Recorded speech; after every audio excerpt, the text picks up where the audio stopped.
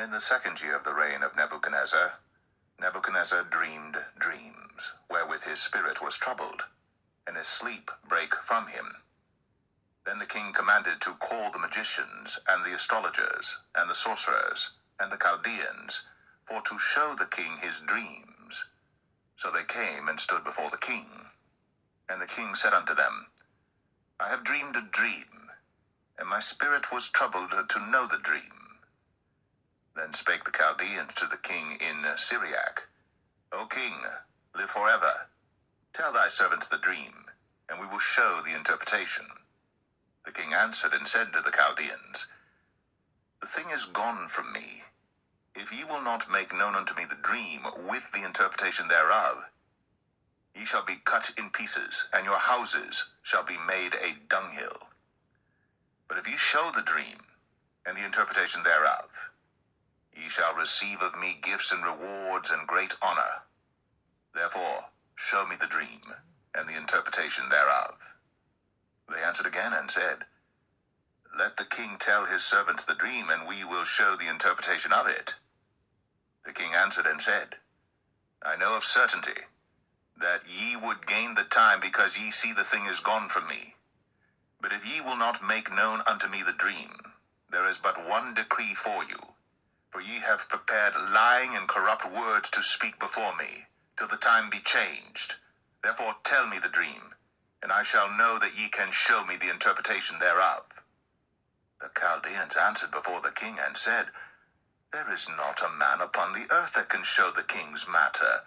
Therefore there is no king, lord, nor ruler that asked such things at any magician or astrologer or Chaldean. And it is a rare thing that the king requireth, and there is none other that can show it before the king except the gods, whose dwelling is not with flesh. For this cause the king was angry and very furious, and commanded to destroy all the wise men of Babylon. And the decree went forth that the wise men should be slain, and they sought Daniel and his fellows to be slain. Then Daniel answered with counsel and wisdom to Arioch, the captain of the king's guard, which was gone forth to slay the wise men of Babylon. He answered and said to Arioch, the king's captain, Why is the decree so hasty from the king? Then Arioch made the thing known to Daniel. Then Daniel went in and desired of the king that he would give him time, and that he would show the king the interpretation.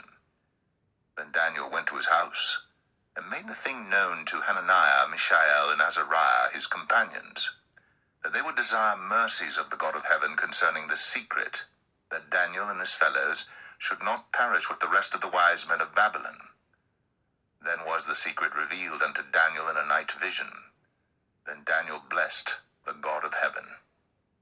Daniel answered and said, Blessed be the name of God for ever and ever, for wisdom and might are his. And he changeth the times and the seasons. He removeth kings, and setteth up kings. He giveth wisdom unto the wise, and knowledge to them that know understanding. He revealeth the deep and secret things. He knoweth what is in the darkness, and the light dwelleth with him. I thank thee and praise thee, O thou God of my fathers, who hast given me wisdom and might, and hast made known unto me now what we desired of thee. For thou hast now made known unto us the king's matter. Therefore Daniel went in unto Arioch, whom the king had ordained to destroy the wise men of Babylon. He went and said thus unto him, Destroy not the wise men of Babylon.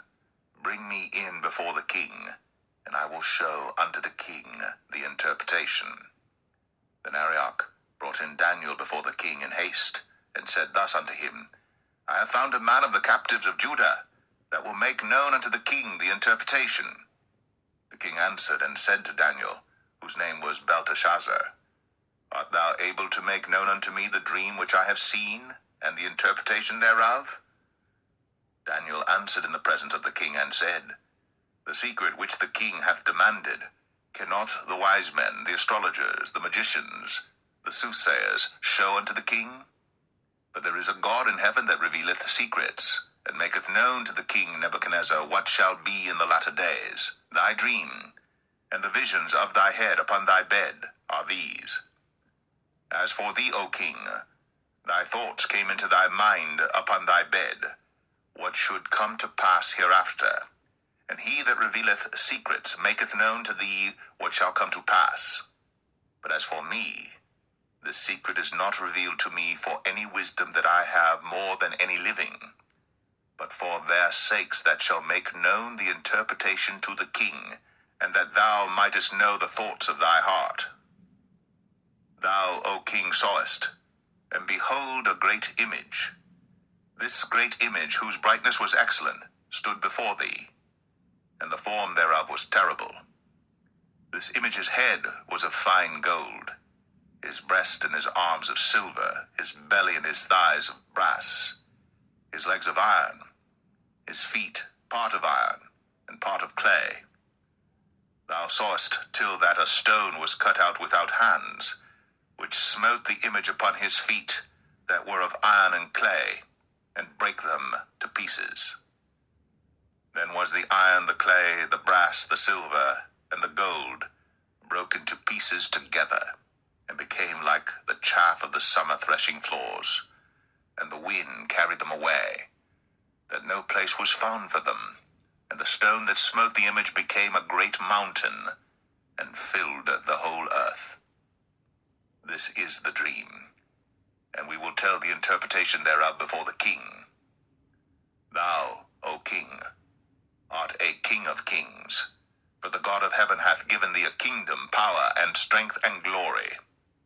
And wheresoever the children of men dwell, the beast of the field and the fowls of the heaven hath he given into thine hand, and hath made thee ruler over them all. Thou art this head of gold. And after thee shall arise another kingdom inferior to thee, and another third kingdom of brass, which shall bear rule over all the earth. And the fourth kingdom shall be strong as iron, for as much as iron breaketh in pieces and subdueth all things, and as iron that breaketh all these, shall it break in pieces and bruise.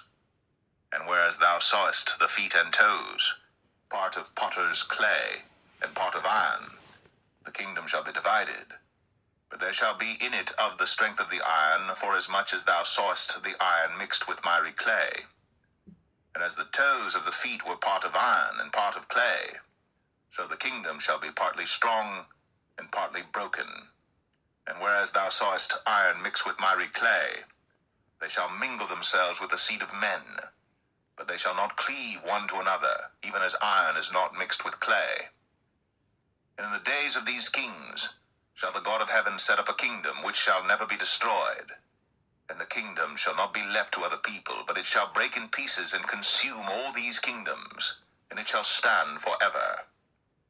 Forasmuch as thou sawest that the stone was cut out of the mountain without hands, and that it brake in pieces the iron, the brass, the clay, the silver, and the gold, the great God hath made known to the king what shall come to pass hereafter, and the dream is certain, and the interpretation thereof sure.